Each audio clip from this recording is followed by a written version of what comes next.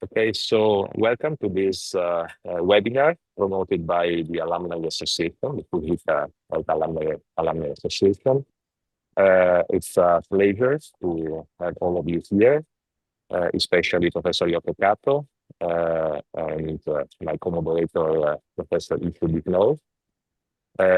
Thank you to Professor Raja and you for always supporting us from a technical and not only technical point of view, and also to our discussants and commentators, Dr. Biswas, Suchirti, and Professor Patrick Kumar.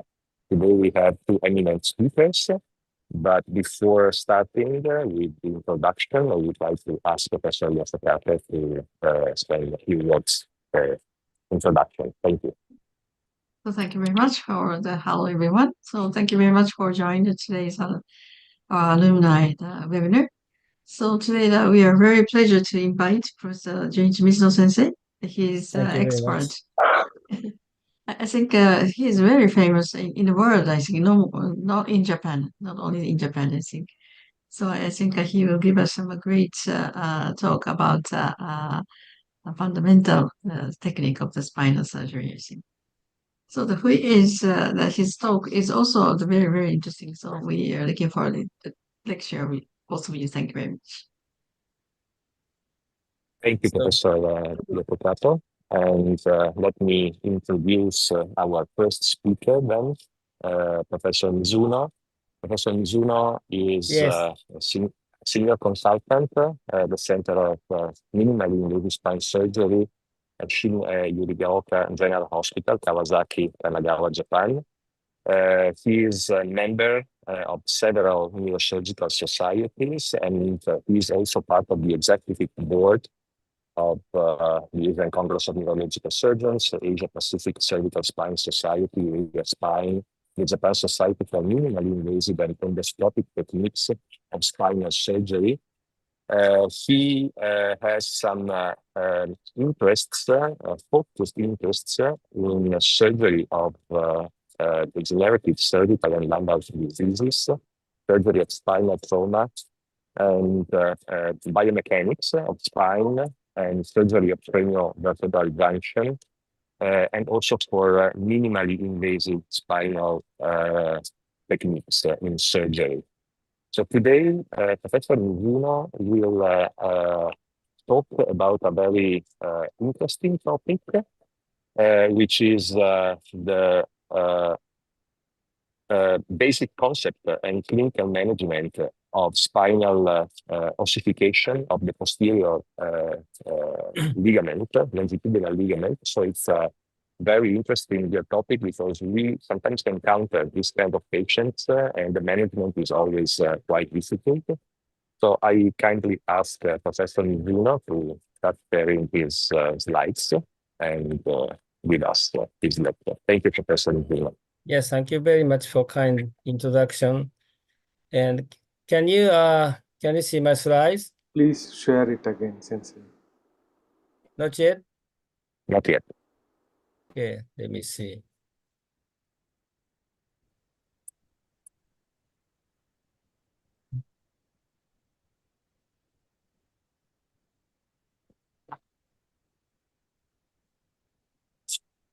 How about this?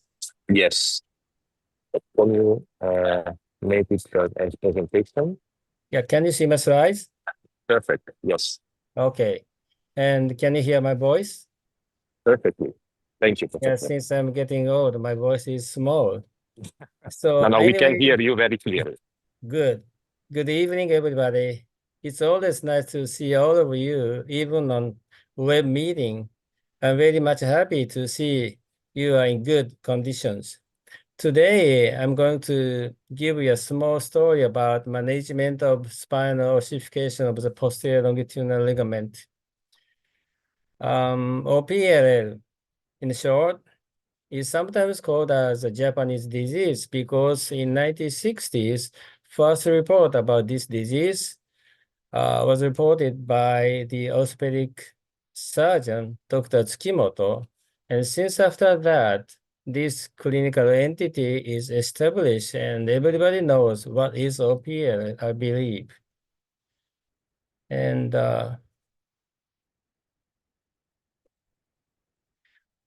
we don't know the exact mechanism of how we can have OPL in a cervical spine, not only cervical spine, but also the entire spines.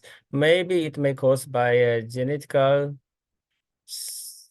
disease or local factors such as disc bulging, neck motions, or PL degenerations as getting old. So left side picture shows the pathology of hypertrophy of this ligament, which is considered to be an initial stage of ossification. You see a lot of chondral tissues associated with the proliferation of small vessels. This is believed that the first steps to be ossified ligament. So this is happened to next to the disc level. So the original portion of changes of this ligament may happen close to the disc space. And how we manage this OPLL, of course, includes conservative treatment as well as operative treatment.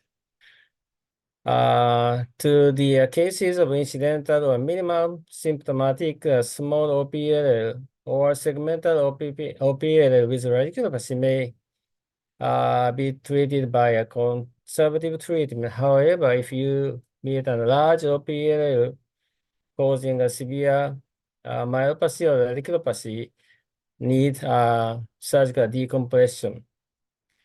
But sometimes we encounter the large, huge non-segmental, which is a mixed type OPLL with silent spinal cord compression.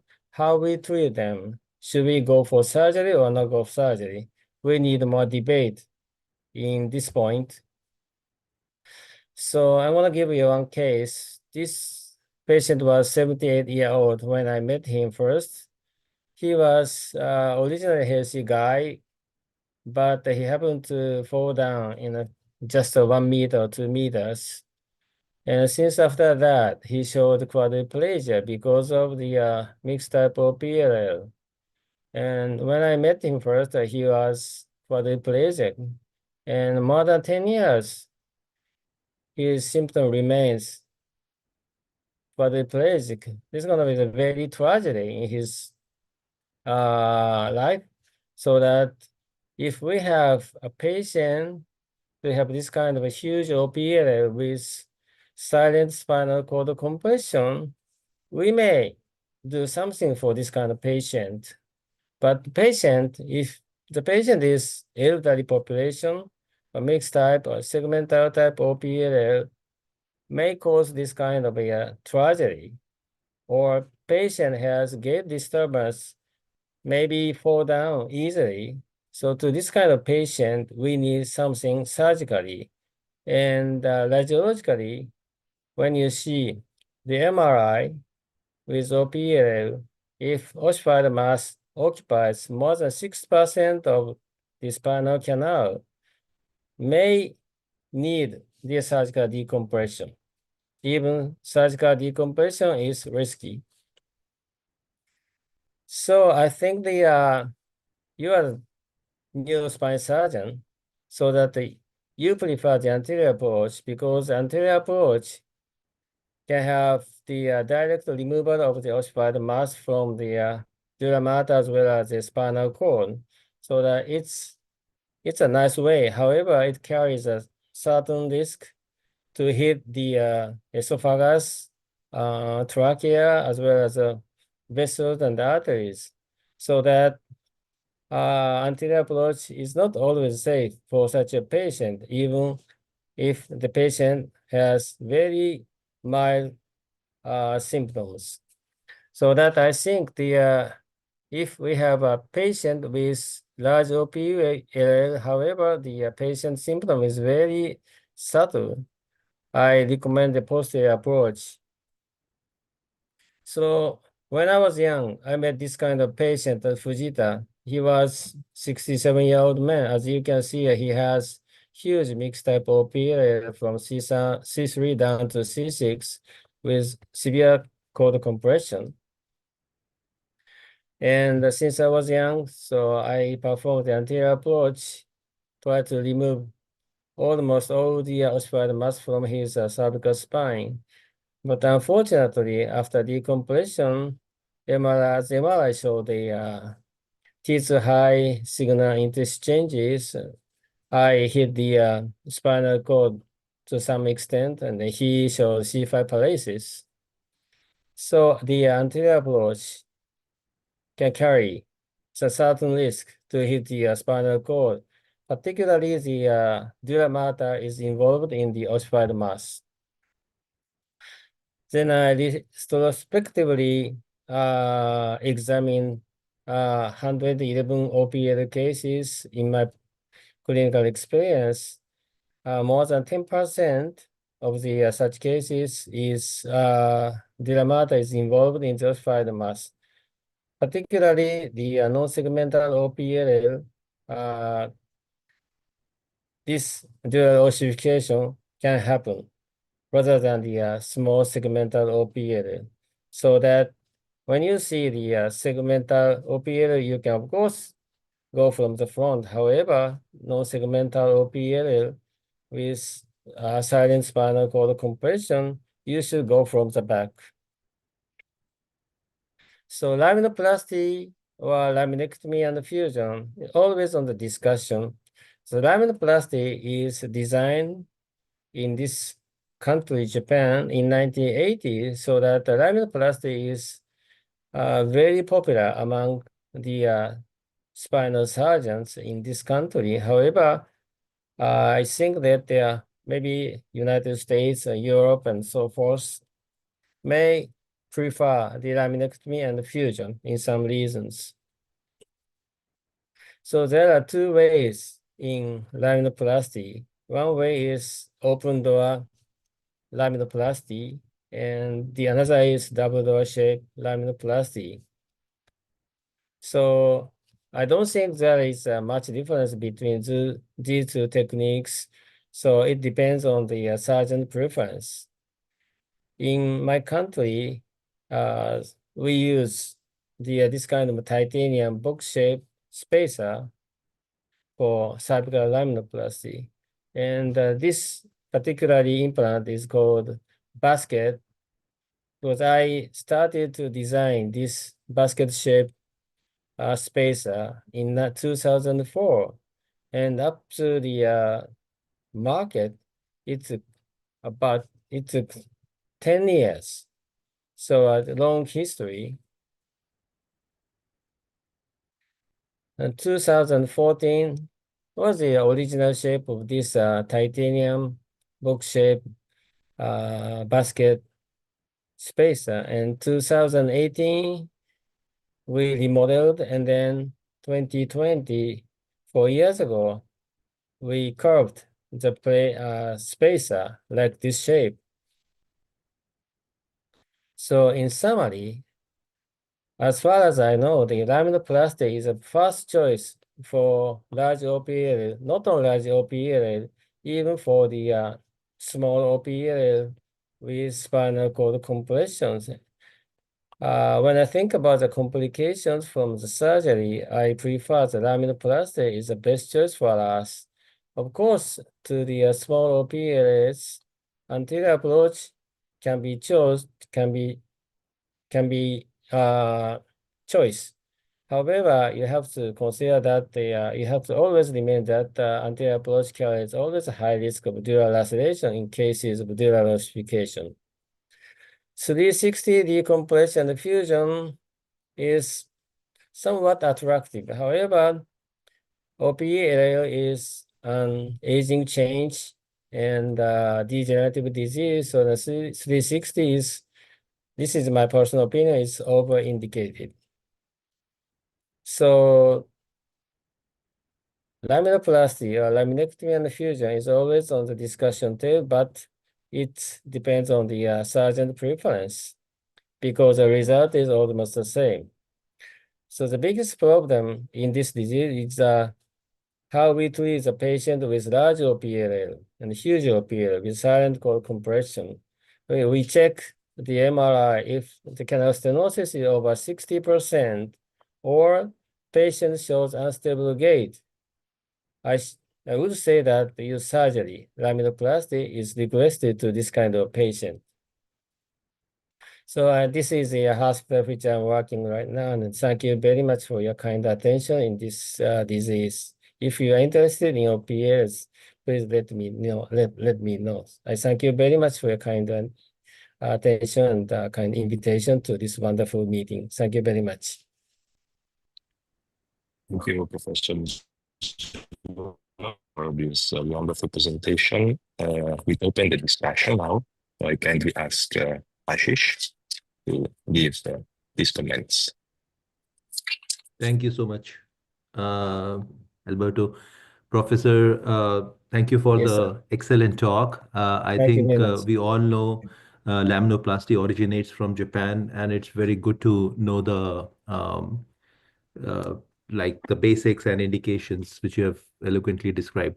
I just want we have started in our place. There was a lot of focus on laminectomy and fusion. So we never used laminoplasty as the first choice of treatment for multi-level, multi-segmental or mixed kind of OPLL. But now there has been a recent change, and now we are starting to do laminoplasty. So I wanted to ask two questions. One was in terms, how do you decide based on alignment of the spine whether fusion is necessary versus laminoplasty? That will be the first question. And second, when you actually do an open door laminoplasty, how do you decide how much to open the canal when you are pushing the spinous process to the opposite side? So two questions, Professor, if you can. Thank you very much for good questions. Number one, the patient symptom is derived from the degree of cord compression, not from the malalignment. So as far as I know, I don't think we need fusion for this OPLL surgery because alignment is of course an important issue for the spine. However, this is a problem of the compression of the spinal cord. So most important issue for us is how we can decompress the spinal cord. So as I said that anterior approach carries a high risk because the dura mater is sometimes ossified, and we may have a high risk to hit the spinal cord as well as the spinal nerve. So that the posterior approach is a good way to decompress the spinal cord in such a situation. And another thing is that how much we can up, as much as we can do it. So the Okay. diameter of the spinal cord is about 2 centimeters. So from left to right, at least 2 centimeters. And maybe 2 centimeters is good enough, I guess. Not too much, but as much as you can. We use a space about 1 centimeter spacer. I think that is long enough to secure the spinal cord. And just a follow-up question, Professor. If you are pushing, and have you had cases where the opposite side, where you are making the hinge, has fractured because of too much pressure or too much force? Has it happened with your practice, and how do we Yeah, sometimes we deal hit with the this? lamina the other side so that it breaks sometimes. So as you can say, you are right. So that in such a case, we need to reconstruct the lamina by using the mini titanium mini plate shape Please. implant. Thank you so much. I'll Thank you very much. let others ask you You questions know as what well. is OPL very well. Thank you very much. Thank you, Professor. Thank you. Is there a question from the floor, especially from our discussants, security and business? Yeah. Hi, sir. Thank you, Sensei, for an excellent talk. I have a Thank you. very particular question. Normally, a lot of patients after the surgery, they have this kind of weakness and then they slowly improve, especially OPLL patients who have been deteriorating over a period of time. So there is this article which says that we can do a MRI with contrast and look at the condition of the cord.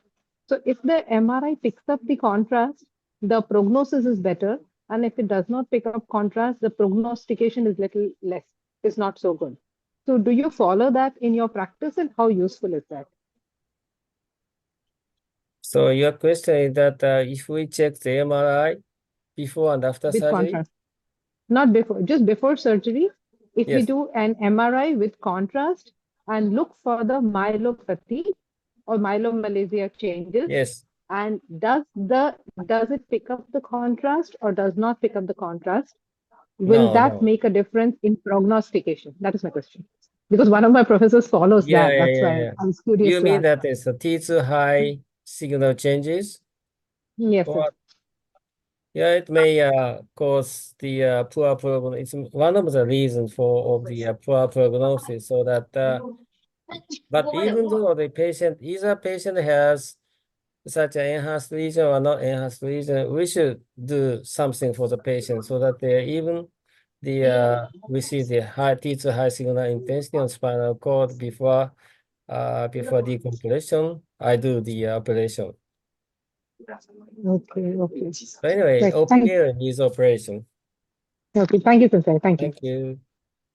Sensei, can I ask questions? Yes, sir. Actually, I have multiple questions. Sensei, we have a lot of cases of OPLL in my country, in Bangladesh. Yes. So in posterior approach, we have seen that in most of the cases, the facet joints are very unstable. When we wanted to go for the laminoplasty, we have seen the facet joints are very hypertrophy and unstable. The ligaments are very laxed.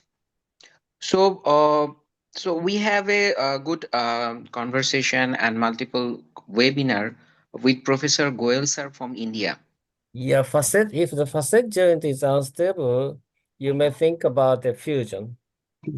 In that case, what we have done, if the canal is very narrow, we go for laminectomy with facet fusion by facet screw rather than giving the lateral mass screw. And we have seen very good result in terms of outcome and less morbidity. So what's your thinking about this? Fixing the facet joint with the facet screw. Sorry, I don't have big experience to use facet screw. So I think that most cases in OPLL, the facet joint is stable. So that as I believe that the laminoplasty without fusion is good for the OPL cases. If the OPL patient has some kind of a injury, as you say, we need some kind of a facet reconstruction, even lateral mass plating or facet screws. It's up to you. Okay. And one question, long segment OPLL, if we have to go for the median corpectomy, so what do you suggest for the patient positioning? Because if we want to go for a very hyperextension of the neck, there may be a Oh, chance no, of injury to the cord. So So neutral what do you position, suggest in this regard? So in such a case, don't think about alignment. So just a Okay. neutral position is good. Neutral position is Thank you. okay. Okay. Thank you. Thank you, Thank you Sensei. very much. Thank you. Ben? Sensei, I was saying sorry for one question. I have seen one case in Fujita. That was the only spine case I have seen, and they have done sort of a Swiss door type of laminoplasty with artificial bone graft. It's very interesting the way they have done with the thread passing through they cut the lamina in the middle and then fixing the both side of the lamina with the artificial bone graft placed in the middle and fixing it with the thread. And it was very interesting there. Do you also follow this sort of technique there? No, I have never used artificial, so that I cannot answer your question. I'm sorry for that. Okay. Thank you, Sensei. Thank you. Thank you, business. Ben, you have a question? Thank you. Yeah, just a very short question. So I want to ask about how do you prevent C5 palsy, and if it happens, how do you manage it, the C5 palsy if it happen after the cases?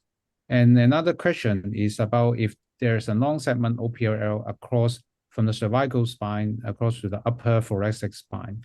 So if will you still choose the laminoplasty or you perform laminectomy and fusion? Yeah, there's two questions. So the osteodermis extended down to the thoracic spine, you may need the fixation posteriorly. So that in such a case, I recommend the combination of laminoplasty in the cervical spine and laminectomy and fusion in the thoracic spine to keep the good spinal alignment. Otherwise, the patient symptoms deteriorate after decompression. So that I recommend that laminoplasty combined with laminectomy and fusion in such a case. And your next question is that C5 palsy. It's not a, it's a very bad complication from laminectomy or laminoplasty. However, it can happen about 5-6% of the patient after posterior decompression. So in such a case, 2 or 3 days, I give the steroids and the vitamin B2. And after that, we just look and see. Only 3-day steroids. But that's it. Maybe one month or 2 months, the patient C5 palsy can be recovered. Yes, thank you so much. Thank you. Issue? Yeah. Thank you for the wonderful lecture, Professor Mizuno. Thank you. My question is like these patients present with spasticity, too much spasticity, like especially over the abdomen, they feel tightness and very fullness with small amount of food. So even after doing good decompression, I especially found that this spasticity, they always complained about this. That's So, right. That's right. That's the same experience to me. so my question Never was, be resolved. how do you tackle these? Like, what do you suggest? And do you do special thing for treating this spasticity in such kind of cases? Yeah, I think that is a very difficult to be solved. So that, what do you think about that spasticity? Yeah. So, Professor, If like, you have any good idea, let me know.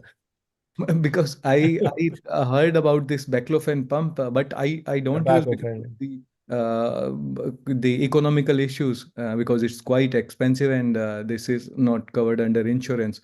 So, like, do you go for the baclofen pump simultaneously, or have you ever any experience of using this baclofen pump? No, I have never experienced. And do you go with the those mylotomy procedure for? No, I don't do that. So, No. Professor, like, do you go with I the? don't believe it's a myotomy. Okay, and so you prescribe medication like baclofen and benzodiazepines, and any other special thing, because this is the problem with the post-op case. The thing the Dr. Sukriti was asking that those hyperintensity, those patients, we need to do some decompression. Despite that, they are never satisfied because of this spasticity, and there is some result in power improvement, but they are never satisfied. So I was always wondering that. What are the opinions of experts? Like, what do they do to relieve that kind of spasticity? Even the expert in this disease cannot answer your question. The spasticity is always a big issue in OPLL cases, so that maybe baclofen, as you mentioned, is the only way I know. Otherwise, I don't know any good answer to your question. I'm sorry. One more question. Sorry, because I usually do these cases even in thoracic part and these canal stenosis. So my next question is like in severe canal stenosis where the canal is more than 80% compromised. Do you use special precaution? Because as young neurosurgeons, all need to know what is your technique of doing the decompression part. Because usually a young neurosurgeon, whenever he does that kind of case, he damages the cord, and the outcome is even worse before the pre-op presentation. So, what are the special precautions you take while doing decompression? Monitoring, MEP, SCP. That Okay. is very important. Thank you, Professor. But usually, I think most of the areas they don't have monitoring in developing countries and in peripheral part of India. So, any your technique with techniques? Patient position. You flip the patient position, Mhm. so that it's very. You have to pay much more attention the position of the neck. Don't be hyperflexion. It's very bad to the patient. So always neutral position. And don't push. Don't push. Okay. Okay. Thank you. Thank you, Professor. Thank you.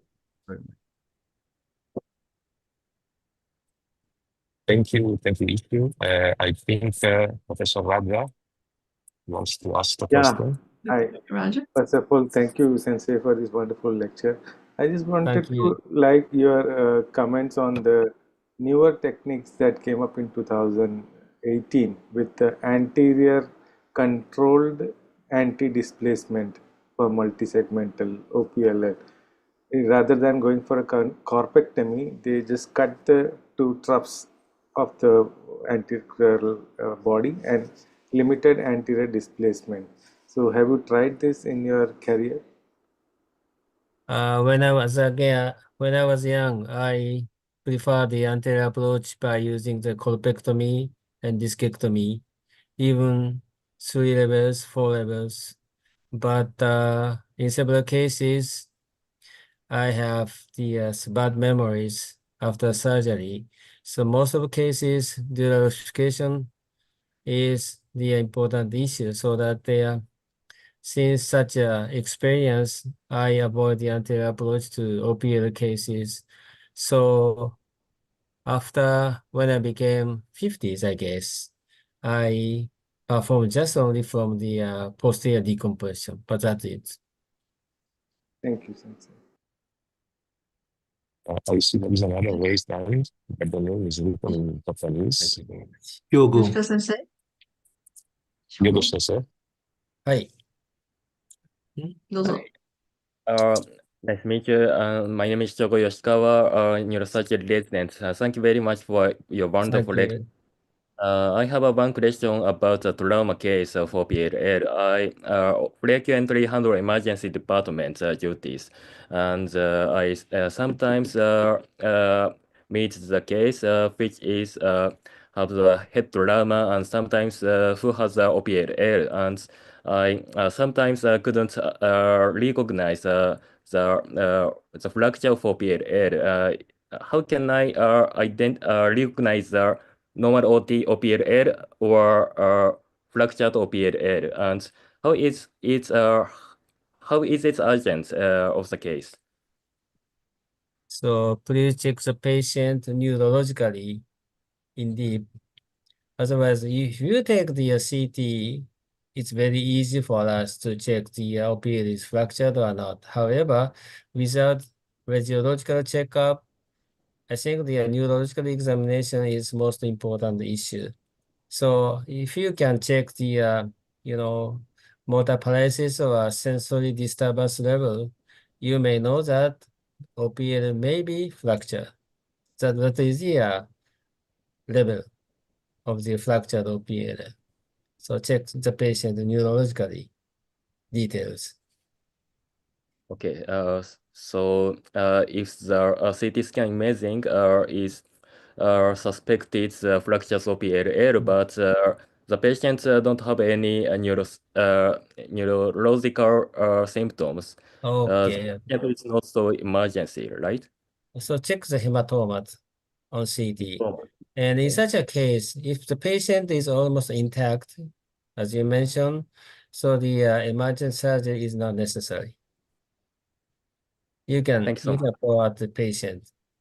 And at a certain point, the patient shows some kind of a neurological deficit, so you think about the surgical decompression. You don't need to hurry up. Okay, thank you so much. Thank you. Other questions? Professor, one more question which I wanted to ask in terms Yes, of sir. C2 involvement. So normally, if we are seeing involvement of subaxial spine from C3 to C7, laminoplasty is a good option. But if suppose we see the compression around C2, do you just perform laminectomy at C2 No, or C2 you also laminoplasty, C2 laminoplasty? double door shape. I don't Okay, perform the open door, just a double door on C2. double door. Okay, Yes, and below C2 can be the open door. yes, either way, either C3 way. to C7. Thank you so much. Thank you very much. Thank you. Is there any other questions from the floor? Enough. Or if not, I want to thank very much Professor Mizuno for Thank you very your much. presentation and discussion. Very useful for young neurosurgeons. And I will now give the floor to my moderator, Professor 𝑇𝘰𝑝𝘪𝑐, to introduce the next speaker. Thank Dr. Albers, are you flying now? Albers, I'm in train. are you flying now? I'm No, in not the flying. aircraft. Train. Okay. Okay. Take care. Yeah. Wow. ゆう先生、ありがとうございました。ありがとうございました。Thank you very どう much. も、素晴らしかった。Thank you, dear Alberto. And now I would like to invite our next speaker, Dr. Hugh Pham. He is working neurosurgeon in Vietnam. He has done his fellowship from Fujita in 2024 and did his neurosurgery from Hanoi Medical University, Vietnam. And he has special interest in trauma. And he has published 4 papers, and 2 good papers are in under review. And he has been recipient of multiple awards, and he has been in top 7 finalist of neurosurgery Olympiad in Russia. And today he will be talking on cerebrospinal fluid leak following traumatic brain injury, diagnostic and management. And this is an interesting topic for all of us who deal with the trauma. So I would like to ask Dr. Hugh to present, please. Thank you for the introduction. So I will share my screen now.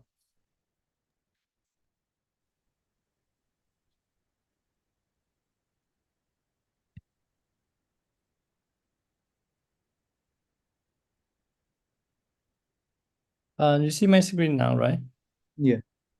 Dear Professor Kato and all the colleagues, my name is Huy Pham. I'm from Viet University Hospital in the capital Hanoi, Vietnam, and I'm going to present to you the my topic is the cerebrospinal fluid leak following traumatic brain injury, diagnosis and management. But I will focus on the blunt TBI. So I firstly begin with the epidemiologies, and CSF leak is found in 1 to 3% of all blunt TBI in adults, and 10% to 30% of skull base fractures. Up to 80 to 90% of all the causes of CSF leaks in adult patients are due to head injuries. Over half of CSF leaks is presented within 48 hours from the trauma time, and almost all CSF leaks occur within 3 months in a delay manner. So regarding the pathophysiology, CSF leak is almost associated with bony fracture, neural disruption, and arachnoid tearing. And for the cranial-based fractures, the most common sign are the frontal sinus, the sphenoid sinus, and the ethmoid sinus. The bony defect size, the degree of neural disruption and arachnoid tearing, and also increased ICP that influence the development of CSF leak. The anterior cranial base is fracture is more prone to CSF leak than the middle fossa and posterior fossa. The reason might be related to the thin bony structure in the anterior cranial base and also the tight adhesion of the dura with the bone in the anterior cranial base. The timing of CSF leak is important to consider clinically because it affects the long-term prognosis and also the complication, especially meningitis. The early onset is considered to be within 48 hours from the trauma time.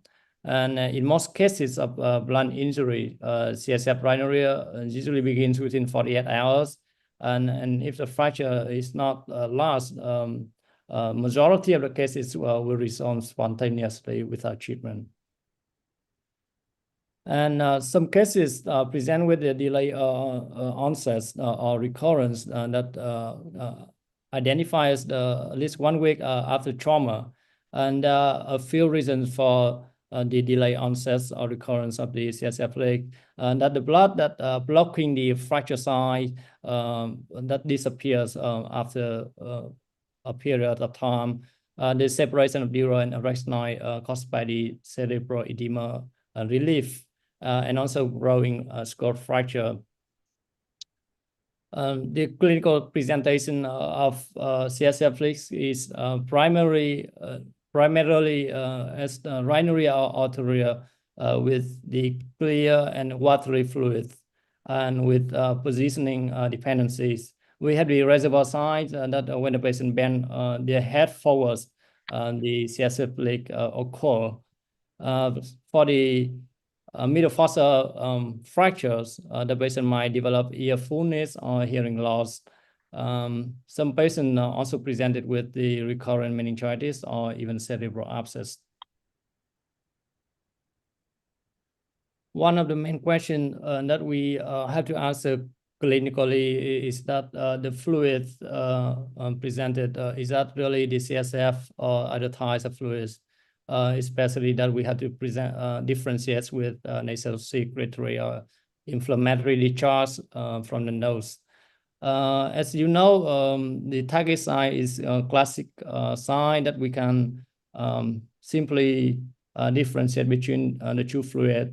CSF is fluid as double ring with the inner ring encircle the blood, while the outer ring encircle the CSF. And the handkerchief test is based on the sticky characteristic of the nasal discharge, while the CSF is non-sticky.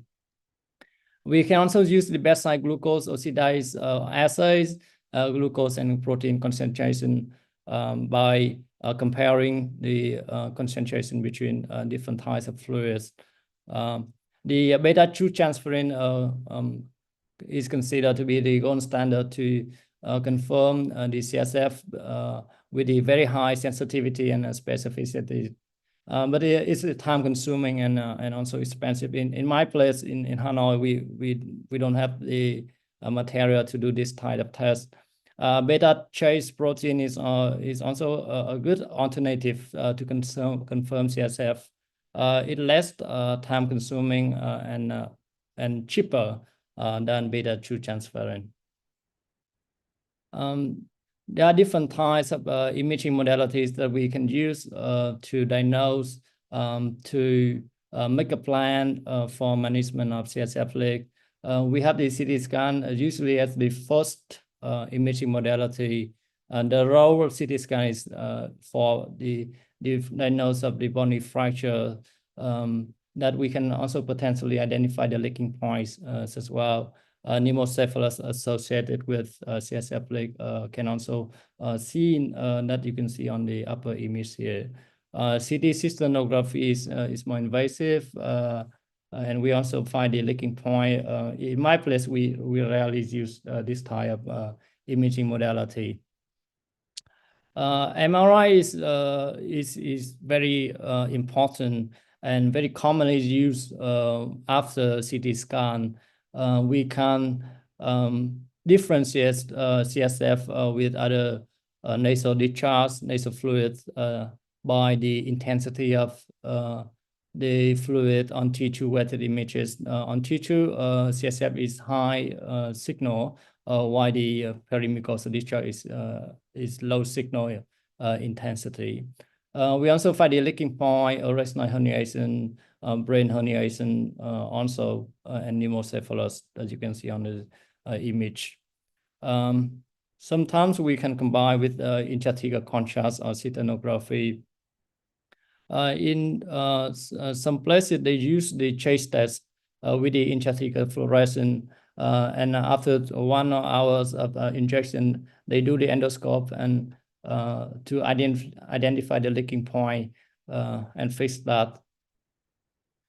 So regarding the management, there are two main options. That is conservative management and surgical repair. As I mentioned earlier, that conservative, most of the cases can spontaneously resolve after 24 hours.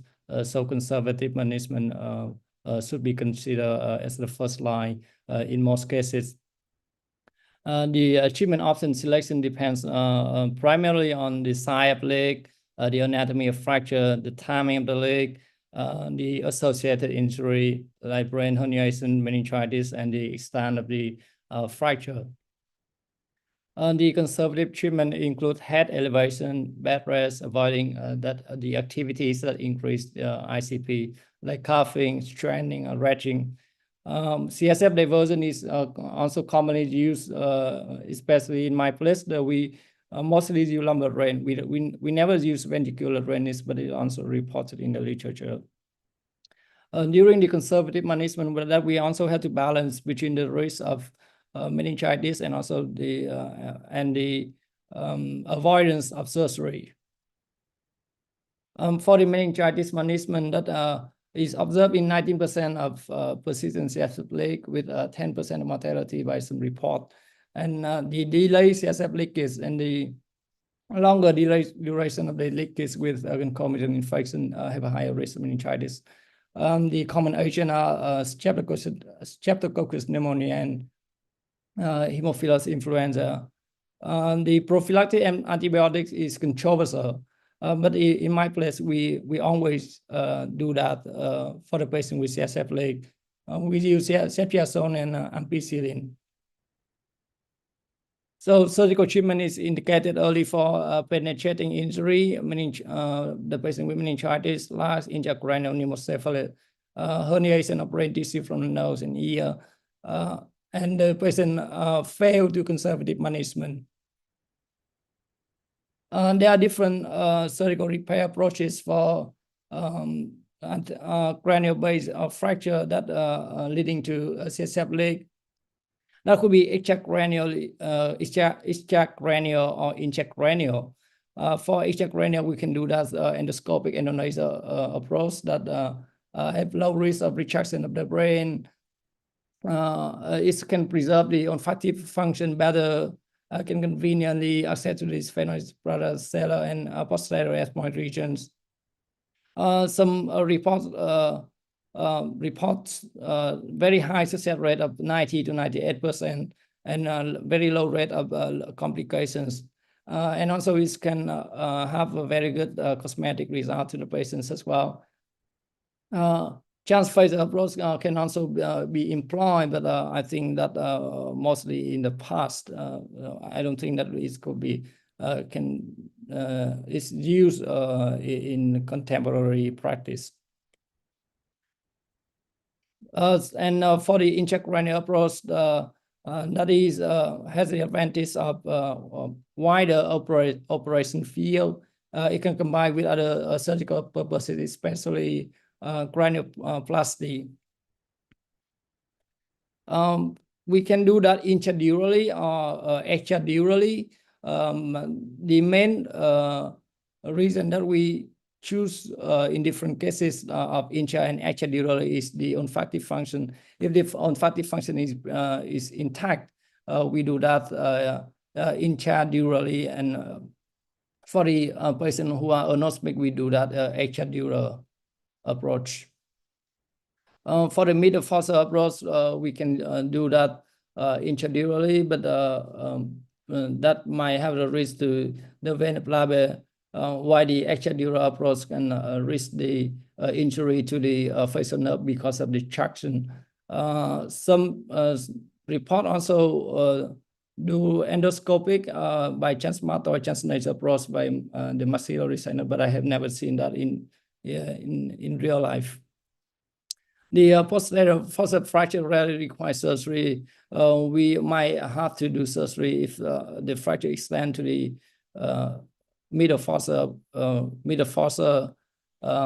in to the patches bone, sphenoid sinus. During the surgery, one of the challenge is the identification of CSF leaking point. Sometimes we can use the injectable non-radioactive substances, fluorescence or cotton. Navigation system is also important to identify the leaking point that we found pre-operatively. A CSF leak is primarily repaired by fistula closure using graft materials. We can have the autograft, allograft, xenograft, different types to fix the fistula. In my place for the soft tissue, we use pericranium or fat fasciolata in most of the cases. For the granuloplasty or for the bone defects, we can also use the titanium mesh or some PPA implants. So this is a case in my place that recently operated. The patient was a 41-year-old male. He got the motorbike accident and he developed rhinorrhea 1 month after trauma. The CT scan showed the fracture of the ethmoid sinus, especially the leaking point is found on the right side. And we did the endonasal endoscopic repair for the patients. And the patient was operated mononodularly. Firstly, we removed the superior turbinate. We identified the leaking point. That was the point that the watery and clear fluid going out. We didn't use the fluorescent or other gadolinium during this case. And then we packed the leaking point with the nasal flap, and also we harvested fat from the abdomen to close the fistula. For the surgery of CSF leak, one of the important points that you had to do that in different layers. So this is the fat.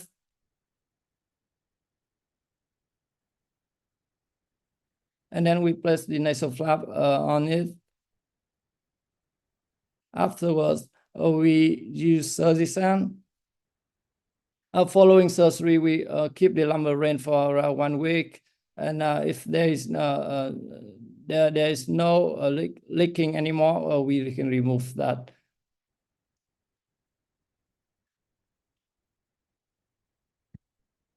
So in summary, post-traumatic CSF leak are uncommon and usually are combined with spontaneous healing.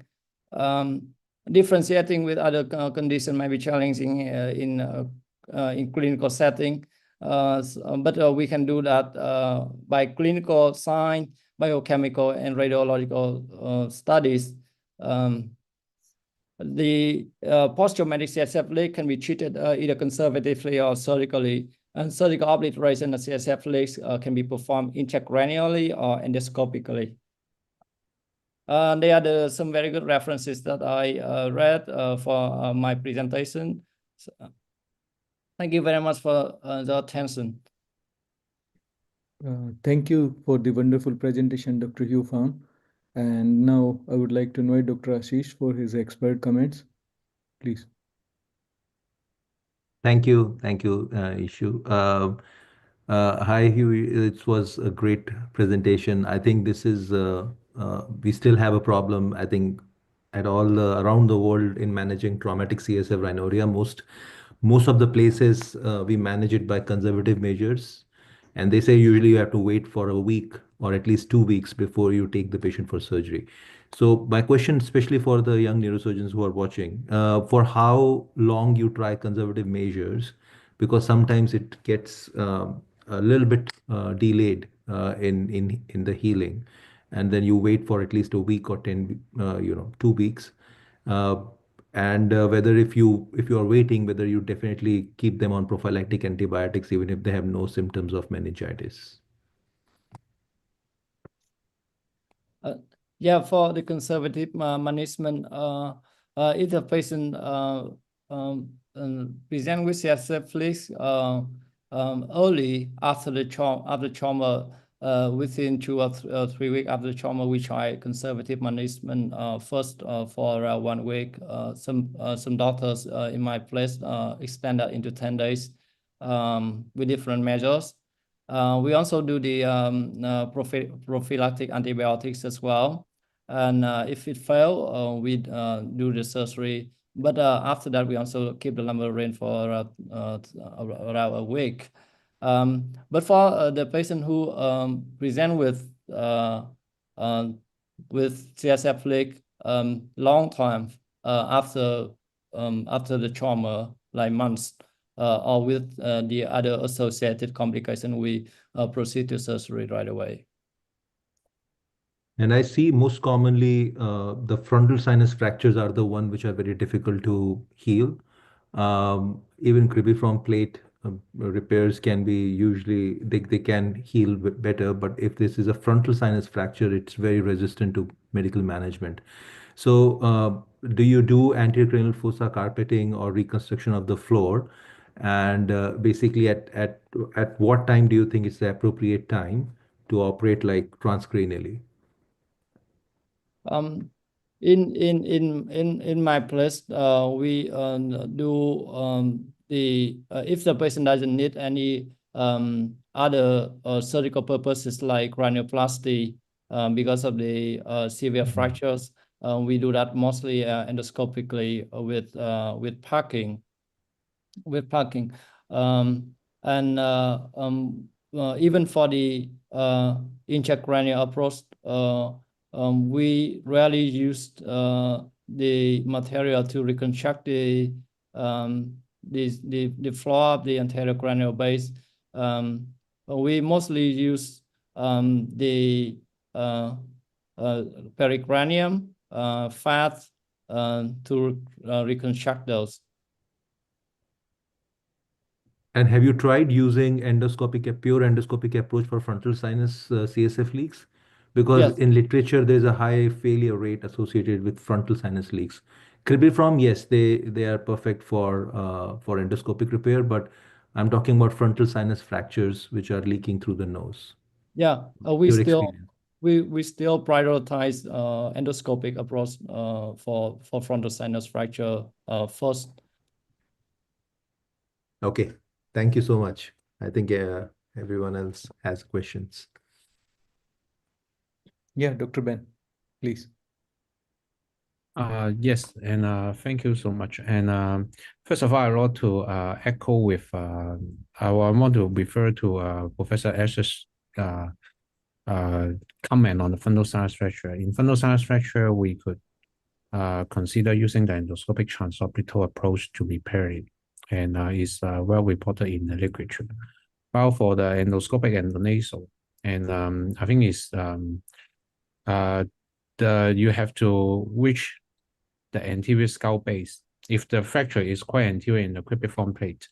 So what is your opinion to repair this very anterior defect with the endoscopic endonasal approach? So what is your technique in this kind of cases? My another question is, I want to refer to your demonstrative cases. So where is the leak in your demonstrated cases? Because I saw you harvest like a relatively small nasoseptal flap, and you cover it, and then you put some surgical material on top of it. So where is the leak actually?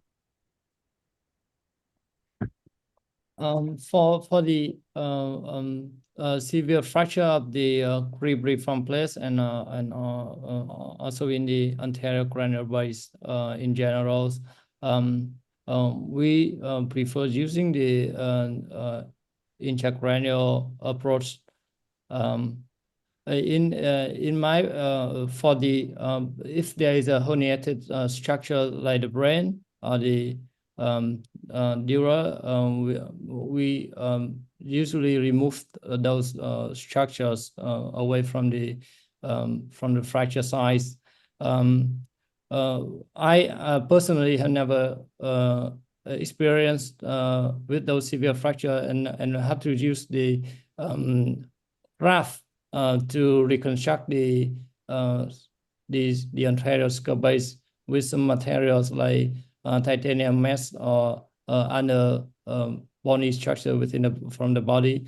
But by the literature, they also report those techniques to reconstruct those bony defects before we can reconstruct the soft tissue, especially the dura afterwards. Regarding my demonstrative video, the leaking point was posterior, the right posterior of my sinus. And we found that the surgical video was not good. I'm sorry for that. But after finding the watery fluid that going out from the leaking point, that we decided to pack the point with different layers of soft tissue material and also solutions also on that. I see. Thank you so much. Yeah, Dr. Raja, please. Yeah, thank you, Hoy. It was a wonderful presentation. Thank you very much. I would like to mention that we also evaluated our series of basilar skull fractures, and we published it in 2018 in JNRP, and it's a 2-year study from 2013 to December 14, and we had around 5,000 patients with head injury, and of which only 194 had evidence of basal skull fractures, and among these 194, 43 patients had CSF rhinorrhea and 9 had CSF otorrhea, and of these 43, 12 had biochemical findings suggestive of meningitis, and of these 12, only 5 had culture confirmed evidence of bacterial meningitis.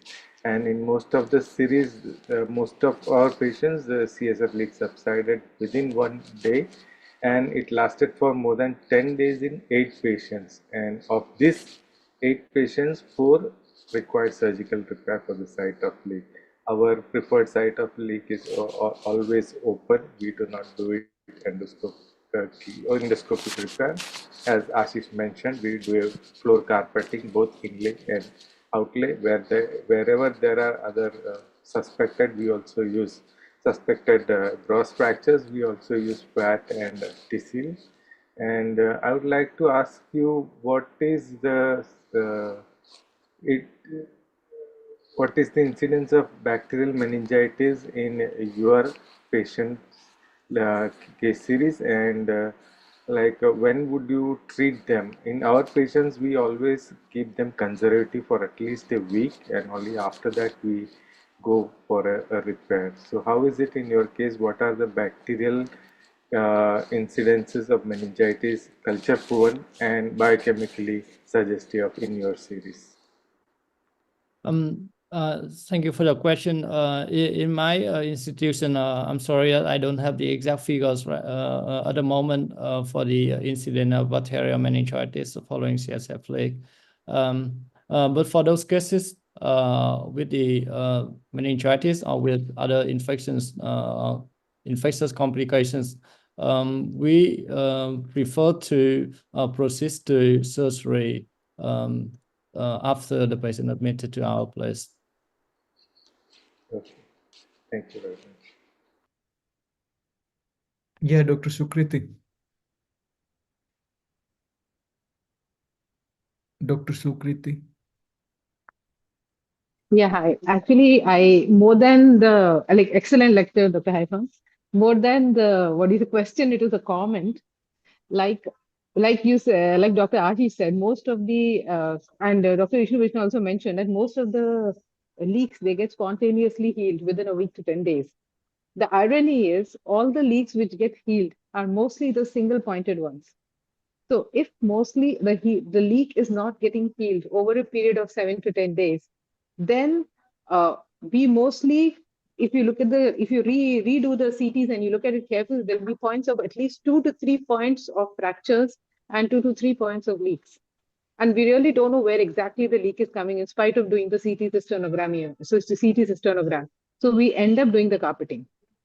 So what I felt was if in traumatic, based on my experience, if it doesn't get healed within 7 to 10 days, and I do not find a single point, then doing a carpeting is much more beneficial than the endoscope. But the endoscopic is the best treatment of choice if you have the single point of leak.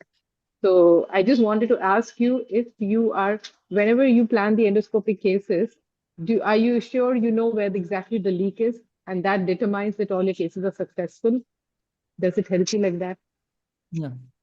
For the diagnosing of the leaking point, in my place, we for most of the patients with after the trauma, we do the CT scan first, as you mentioned, and with the CT scan, we can suspect, we can see the fracture point, and then we can suspect the point that is likely to be the leaking point. And we also use MRI for nearly all of the CSF leak cases as well. So in my place, majority of cases can be diagnosed the leaking point by CT scan and MRI. So we prefer to do endoscopic. We did that for most of the cases, and even the leaking point is not clear. We still prefer to do that endoscopically by the fracture point to target the fracture point. Okay, okay. Thank you, Dr. Haifam. So, are there any more questions? So thank you for the wonderful discussion and wonderful lecture, Dr. Yu. So now we have proceeded near the closure. So I need some comments from our Professor Yoko. Okay, thank you so much. So I think two topics is very popular, so that's why there's so many questions to Dr. Mizuno and also Dr. Gui. But I think Dr. Gui's the talk, I think sometimes it's quite difficult to find the leaking point. So usually maybe the 1 or 2 weeks guidance and maybe lumbar puncture, lumbar drainage, and we'll see sometimes. But I think sometimes it's quite a difficult issue, I think. But quite open cases. But we learned lots of so many points. Thank you so much. I'm so happy to see Dr. Yoshikawa Shogo. Thank you for joining today. Thanks so much. Thank you. ありがとう。ありがとうございます。こんばんは。Please say something. Yeah, I was asking Gilbert for the closing remarks.